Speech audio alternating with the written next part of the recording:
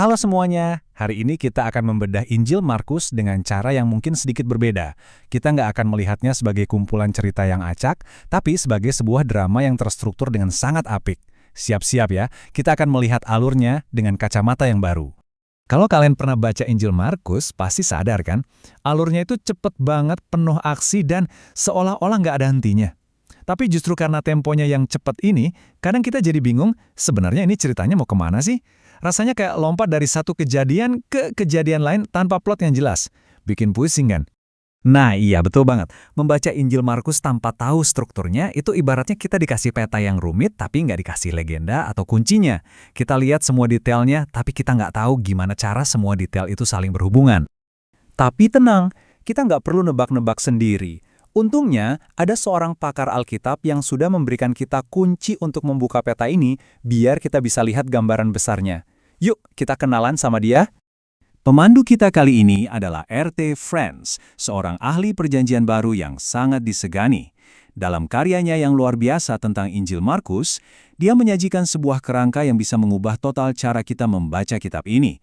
Dia ngasih kita kunci yang kita butuhkan. Dan inilah ide utamanya. France mengusulkan agar kita melihat Injil Markus bukan sebagai biografi biasa, tapi sebagai sebuah drama dalam 3 babak.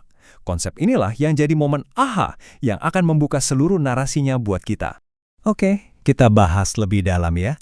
Apa sih sebenarnya maksud dari drama 3 bab ini? Ini adalah sebuah ide yang sangat kuat di mana kita meminjam konsep dari dunia teater dan film untuk menjelaskan alur cerita di Injil Markus.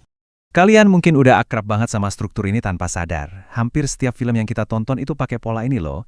Babak pertama itu buat pengenalan karakter dan setting. Babak kedua, konfliknya mulai memanas dan jadi rumit. Terus di babak ketiga, semuanya dibawa ke sebuah klimaks atau penyelesaian. Nah, ini formula penceritaan klasik. Dan menurut France, inilah cetak biru yang dipakai oleh Markus. Sekarang, ayo kita coba pentaskan drama Markus ini. Kita akan lihat bagaimana setiap babak itu punya ciri khasnya sendiri, baik dari segi lokasi geografis maupun pertanyaan utama yang mendorong ceritanya terus maju. Nah, yang keren dari sini adalah betapa rapinya kerangka ini. 3 babak, 3 lokasi, dan 3 pertanyaan yang saling membangun.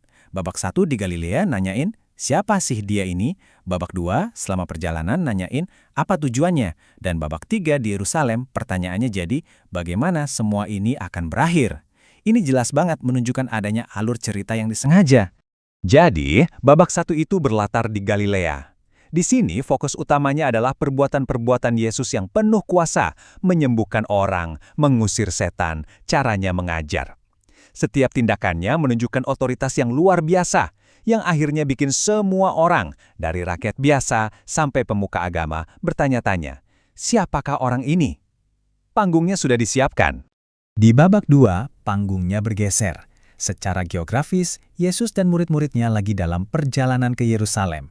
Dan secara tema, fokusnya juga ikut bergeser. Yesus mulai ngajarin murid-muridnya secara lebih pribadi tentang makna sesungguhnya menjadi Mesias, yaitu tentang penderitaan dan kematian.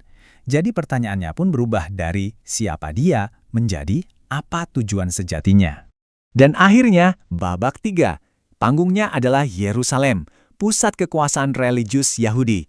Disinilah semua ketegangan dari 2 babak sebelumnya mencapai puncaknya.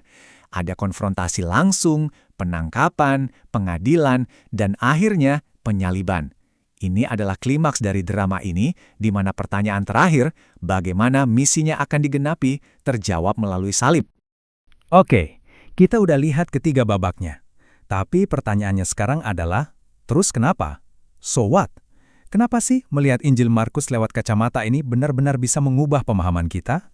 Nah, ini dia intinya. Kerangka 3 babak ini mengubah segalanya. Injil Markus bukan lagi sekumpulan peristiwa yang terputus-putus, tapi sebuah narasi tunggal yang sangat kuat.